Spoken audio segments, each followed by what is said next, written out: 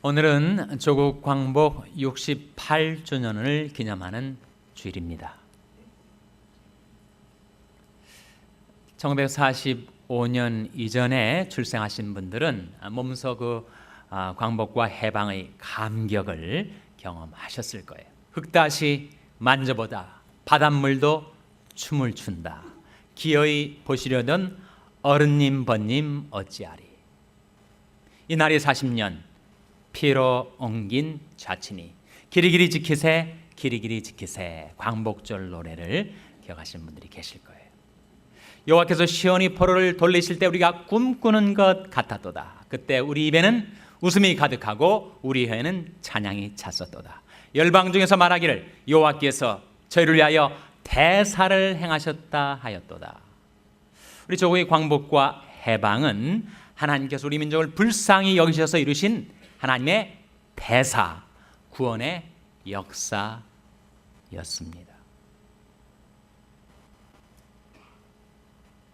한국을 식민 통치하고 대동아 전쟁을 일으켜서 일제의 세력이 하늘을 찌르듯 온 세계를 향하여 뻗어가고 있을 때, 그때 하나님께서 연합국을 일으키셔서 결국은 1945년 5월 달에 나치 독일이 항복을 하게 되고 8월 6일 날 히로시마에 원자탄이 투하가 되고 8월 8일 날 미용서의 포츠담 선언이 나오고 8월 8일 날 포츠담 선언, 그리고 8월 9일 날 나가사키에 재차 원자탄이 투여돼서 일주일 만에 일본 천황이 그야말로 무조건 항복을 하게 되고 우리 민족은 1945년 8월 15일 날 해방을 맞이하게 된 것입니다. 그야말로 맹수의 발톱에 움켜짐을 당한 것 같은 토끼와 같은 약소 민족이었던 우리 민족이 스스로의 힘으로 독립과 광복을 쟁취하기에는 역부족. 하나님께서 그 권능의 손으로 그 무지막지한 짐승과도 같은 일제의 세력을 부서뜨리시고 우리 민족을 구원해 내신 것이었습니다. 물론 우리 선각자들, 우리 선조들이 독립운동이 국내적으로 줄기차게 광복 때까지, 해방 때까지 지속되었습니다. 대표적으로 이승만 대통령, 백범 김구 선생, 도산 안창호 선생 같은 선각자 지도자들이 항일 독립운동이 있었죠. 이 세 분이 공통점이 있더라고요. 세 분 다 1870년대 인물들입니다. 이승만 대통령이 1875년 출생, 김구 선생이 1876년 출생, 도산 안창호 선생이 1978년 출생. 1870년대에 그런 우리나라 인재들이 쏟아져 나온 시대인 것 같습니다. 또 세 분이 공통점이 있는데 다 하나님을 믿는 분들이었어요.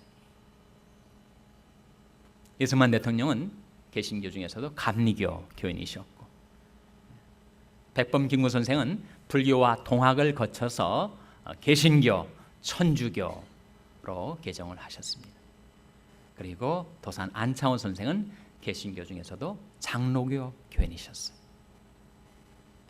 백범 김구 선생이 백범 일제에 보면 그가 항일 독립운동을 하다가 일본에게 일제 치하에서 그가 받았던 그 핍박과 고문에 대해서 기술하는 장면이 나와요.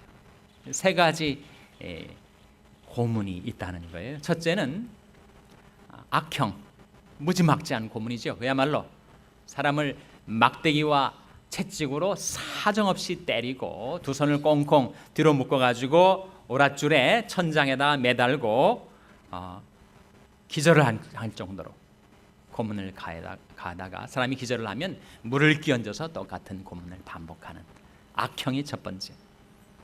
이보다 더 견디기 어려운 것은 배고픔이라고 합니다. 워낙 음식을 조금 주는 데다가 이 사식이 들어오면 그 고깃국과 김치 냄새 때문에 견딜 수가 없다는 거예요. 내 아내가 젊으니 아내가 몸을 팔아서라도 음식을 차입했으면 좋겠다, 그런 생각을 품게 되더라는 거예요. 또 회개하고 그런 더러운 생각을 품었던 자신을 자책하는 장면이 나옵니다. 이 배고픔, 고문과 악형보다도 더 견디기가 어렵더라는 거예요. 근데 세 번째 정말 견디기 어려운 것이 있는데 그것은 우대정책이라는 거예요. 유혹과 회유로 사람들이 변절하게 유도하는 것이 가장 무서운 방법이었다, 그렇게 수레를 하고 있습니다. 그 가혹할 정도의 일제의 핍박 가운데서도 민족의 독립을 위해서 싸웠던 우리 선각자들, 선조들이 정신과 기백, 그것은 참으로 놀라운 것이죠. 도전을 받게 되는 것입니다. 그러나 그것으로 우리 민족이 광복을 쟁취한 것은 아니었습니다. 워낙 일제의 세력이 컸고 우리 독립운동만으로 조국의 광복과 해방을 얻어낼 수가 없었을 때 하나님께서 열강들을 움직이셔서 열방 중에서 말하기를 여호와께서 저희를 위하여 대사를 행하셨다 하였도다. 하나님이 세계의 열강들을 들어서 그 맹수 같던 일제를 쳐서 부서뜨리시고 무너뜨리시고 그 발토발에 움켜짐을 당했던 우리 민족을 구원해 내신 거죠. 로마서 9장 16절 말씀에 그런즉 원하는 자로 말미암도 아니요 다른 박질하는 자로 말미암도 아니요 오직 긍휼히 여기시는 하나님으로 말미암음이니라. 우리 민족의 근대사에 그런 해방의 감격을 경험했던 것처럼 이스라엘 민족이 고대사에서도 그들이 놀라운 하나님의 구원과 해방을 체험한 사건이 있었습니다. 어떤 사건이었죠? 바로 출애굽의 사건. 하나님께서 오합지졸과 같은 히브리 노예들 200만 명이 거대 제국 애굽의 발토발에 움켜짐을 당한 약소 민족으로 아무런 가망, 아무런 희망이 없이 그렇게 종살이를 하고 있을 때 하나님께서 개입하셔가지고 10가지 재앙을 내려보내십니다. 바로가, 애국왕 바로가 두 손을 들고 항복을 했어요. 다 나가라. 남정네만 나가지 말고 어린아이들도 데려가고 가축과 짐승 전부 가지고 나가봐라. 그렇게 출애굽을 시켜놓고 그 다음에 생각해보면 불사, 내가 왜 200만이 넘는 노동력을, 값진 노동력을 이렇게 무상으로 내어보냈던가 추적을 하기 시작한 거예요. 애굽이 정예 부대 병마를 이끌고 추적을 해갑니다. 그래서 여기서 막 나왔지만 앞에는 홍해가 가로막혀 있고 뒤에는 애굽의 군대가 추적을 하고 앞으로 갈 수도 없고 뒤로 물러설 수 없는 진퇴양난, 진퇴유고 이 딜레마에 빠져 있을 때 과연 어디에서 하나님의 구원이 임하게 되었는가? 우리 민족도 그렇고 이스라엘 민족도 그렇고 오늘 사는 저와 여러분도 그렇습니다. 우리에게 시련과 환난이 닥쳐올 때 내가 앞으로 나갈 수도 없고 뒤로 물러설 수 없는 그런 진퇴양난의 위기 속에 빠졌을 때 과연 어디에서 하나님의 구원이 우리에게 임하는가? 우리가 어떻게 하면 하나님의 구원을 체험하며 살 수 있는가? 세 가지를 오늘 본 말씀이 우리에게 일러주고 있습니다. 13절 다시 한번 같이 읽겠습니다. 출애굽기 14장 13절 말씀 같이 읽겠습니다. 시작. 모세가 백성에게 이르되 너희는 두려워 말고 가만히 서서 여호와께서 오늘날 너희를 위하여 행하시는 구원을 보라. 너희가 오늘 본 애굽 사람을 또 다시는 영원히 보지 못하리라. 이 말씀 가운데 첫째로 두려워 말라, 둘째로 가만히 서 있으라, 셋째로 하나님의 구원을 보라 라는 말씀이 나타나죠. 두려워 말라라는 거예요. 여러분 살다 보면 정말 가슴이 철렁 내려야 하는 흉흉한 소식이 들려올 때가 있습니다. 그때 두려워 말라라는 거예요.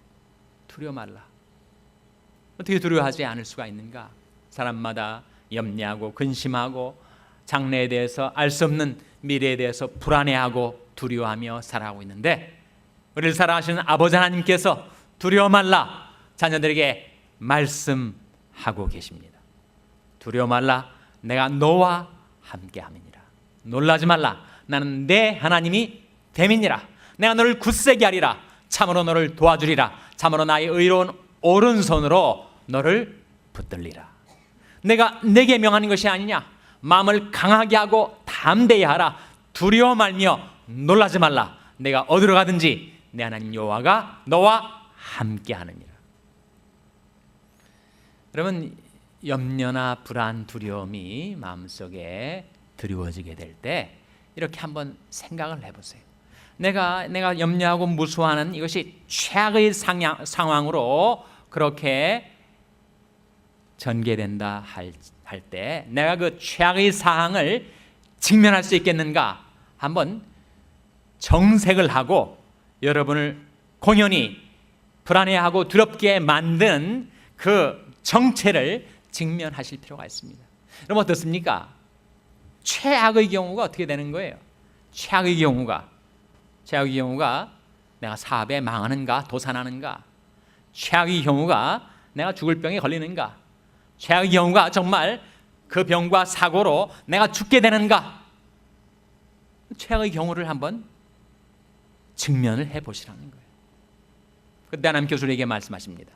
몸은 죽여도 영혼은 능히 죽이지 못하는 자를 두려워하지 말고 오직 몸과 영혼을 능히 지옥에 멸하시는 자를 두려워하라. 마귀나 세상이나 육신이 우리에게 할 수 있는 최악, 결국 죽는 거 아니겠어요? 그러나 몸은 죽여도 영혼은 능히 죽이지 못하는 자를 두려워하지 말고 오직 몸과 영혼을 능히 지옥에 멸하시는 자를 두려워하라. 우리가 과연 하나님을 두려워할 수 있다면 우리는 세상 그 무엇도 두려워하지 않을 수가 있다는 겁니다. 사람을 두려워하면 어떻게 된다고요? 사람을 두려워하면 올무에 걸리게 되거니와 여호와를 의지하는 자는 안전하니라. 그 누구도 우리는 무서워할 이유가 없어요. 우리가 하나님을 두려워한다면 세상 그 누구도 아무것도 두려워하지 않고 살 수가 있다는 것입니다. 그 이유는 우리가 살아도 주를 위하여 살고 죽어도 주를 위하여 죽나니 그러므로 사나 죽으나 우리가 주의 것이로다. 주님의 것이니까. 하나님께서 우리를 주님 소유로 삼아 주셨기 때문에 시간과 영혼을 통하여 하나님께서 나를 붙들어 주시고 내게 주신 영생 하나님께서 지켜주시기 때문에 내가 저희 영생을 주노니 영원히 멸망치 아니할 터이요 또 저희를 내 손에서 빼앗을 자가 없느니라. 저희를 주신 내 아버지는 만유보다 크심에 아무도 아버지의 손에서 빼앗을 수 없느니라. 그 하나님이 글과 권능의 성에 붙들림 받은 하나님의 것이 된 내가 세상에 무엇을 무서워하며 살아가야 한단 말인가? 하나님께서 우리에게 두려워 말라. 내가 너와 함께니라. 그렇게 말씀하고 계신 것입니다. 둘째로 가만히 서 있으라. 우리는 가만히 서 있질 못합니다. 특별히 한국 사람들은 가만히 서 있질 못해요. 길 가다가 찌그러진 깡통 있으면 꼭 발로 차고 지나가야 됩니다. 우리는 가만히 서 있질 못해요. 뭔가를 해야 직성이 풀리고 움직여야 정제감을 느끼질 않아요. 가만히 서 있으면 다른 사람들이 열심히 뛰고 있는데 나만 혼자 가만히 서 있으면 낙오되는 것 같고 게으른 것 같고 잘못하는 것 같아요. 그래서 우리는 우왕좌왕하는 것입니다. 오락가락하는 것입니다. 좌충우돌하는 것입니다. busy for nothing, 무사분주하게 살아가는 거예요. 그럼 우리를 향하여 가만히 서 있으라. 아프리카의 짐승떼가 말이죠. 한번 뛰기 시작하면 그 앞에 선두되는 짐승이 막 뛰기 시작하면 다 따라 뛴다는 거예요. 어디로 가는지도 모르고 그냥 뛰는 겁니다. 막 뛰다가 낭떠러지에 떨어져도 계속 뛰어내리는 거예요. 깊은 구덩이에 빠져도 계속 빠져드는 겁니다. 그래서 삶을 위한 정지가 필요하다는 거예요. 내가 어디로 가고 있는가? 내가 왜 뛰고 있는가? 왜 이렇게 좌충우돌하고 있는가? 한번 생각해보고 삶을 위해서 정지가 필요하다.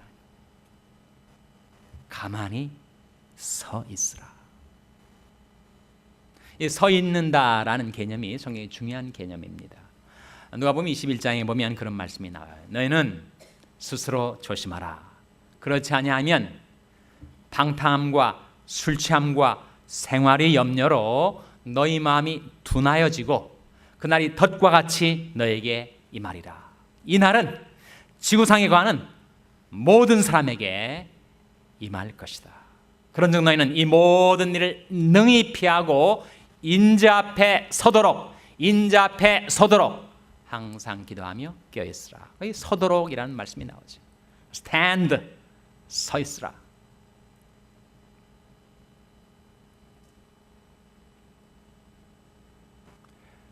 에베소 6장 13절에 보면 우리가 살아가는 삶이 우리가 의식을 하든 의식을 하지 못하든 치열한 모종의 싸움이 내 마음과 내 삶의 주위에서 지금 벌어지고 있다는 겁니다. 무슨 싸움일까요?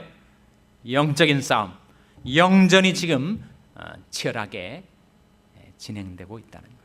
마귀와 세상과 육신이 동맹군을 형성해서 내 마음을 부패시키고 타락시키고 내 인생을 쓰러뜨리기 위해서 지금 공격을 가해오고 있다는 겁니다.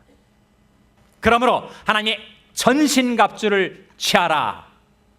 너희가 악한 날에 능히 대적하고 모든 일을 행한 후에 서기 위함이라. 선다는 말씀이 또 한번 나오죠.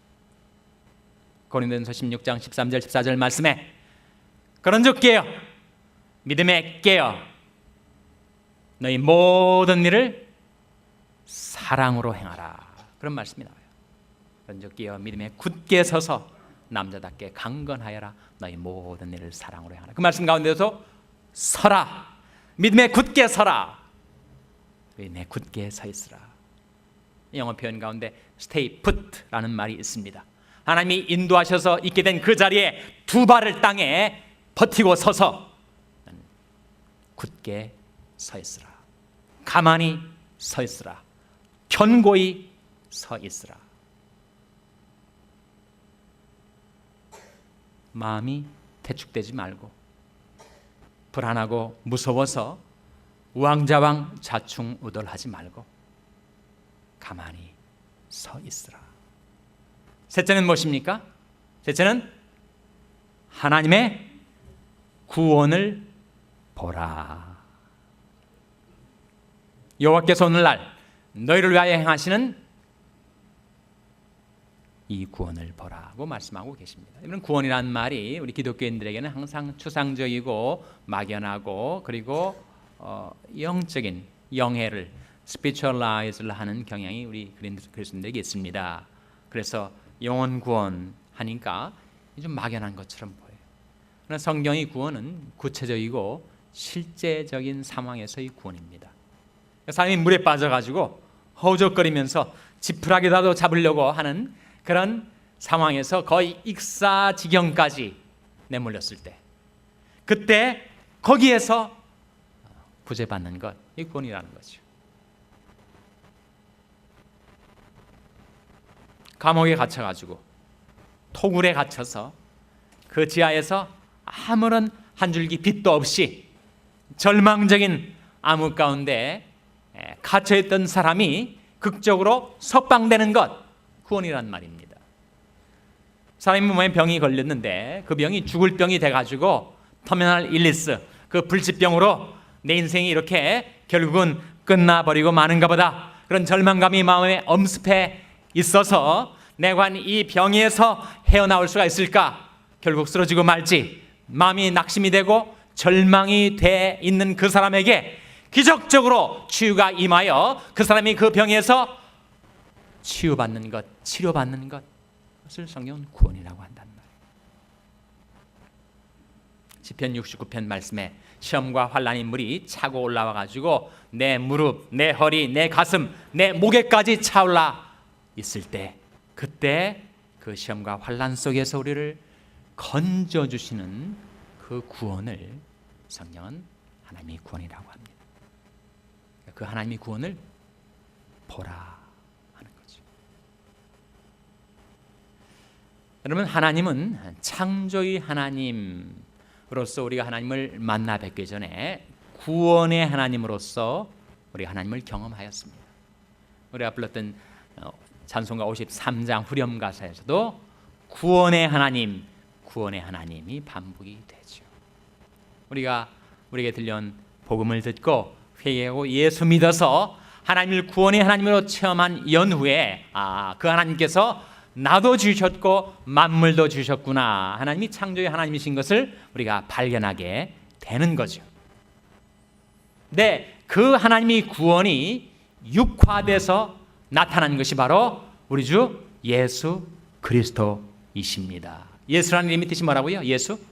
아들을 낳으리니 이름을 예수라 하라. 이는 그가 자기 백성을 저희 죄에서 구원할 자이심이라. 예수라는 이름의 뜻이 구원이에요. 그리스도는 뭡니까? 그리스도는 기름 부음 받은 자. 그 의미가 뭐예요?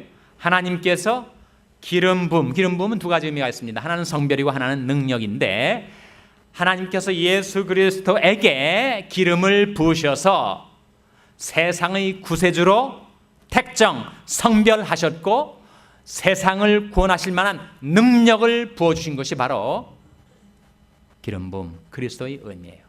그러니까 예수 그리스도는 그 자체가 바로 하나님의 구원의 육화이십니다. 하나님이 구원을 보라는 것은 바로 예수 그리스도를 보라.